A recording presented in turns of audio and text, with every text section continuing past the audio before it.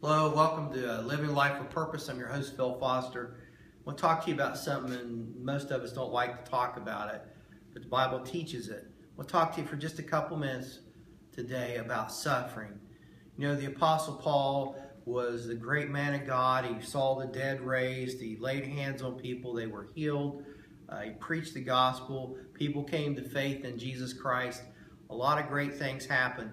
But it's interesting in the New Testament, Paul talks about having a thorn in the flesh. And if you're like me, you've read some of the Bible commentators, and there's all kinds of views.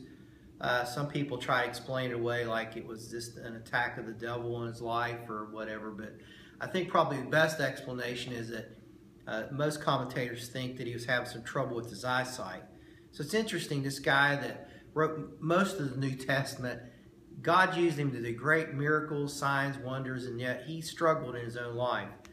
Now, if you know anything about Paul, at Lystra, he was stoned and left for dead. He was shipwrecked 3 times. He was beaten. I mean, that whole list that you read about in Corinthians talks about all the tough times and suffering that Paul went through to preach the gospel of Jesus Christ. And when Paul continued to pray about the thorn for God to take it away, to heal whatever, it's interesting, 1 Corinthians 12:9, I think is where it is, where it just says that God said to Paul, "Hey, Paul, my grace is sufficient for you." Sometimes, I mean, I'm not encouraging no one to not believe for healings or anything like that at all. I've seen God heal. Probably you have too. God answers prayer and He responds to faith. But there's times when we don't have all the answers. And sometimes we have to go through seasons where we suffer. I just want to encourage you today.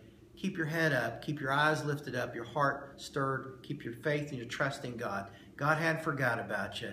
And whether your season is short or there's long in duration, know this: if God's for you, who can be against you? God hasn't forgotten you or given up on you. Look, I'm going to hit the pause button for today. We'll say more about this later. Till we get together next time, may God bless you, and hey, have a great day.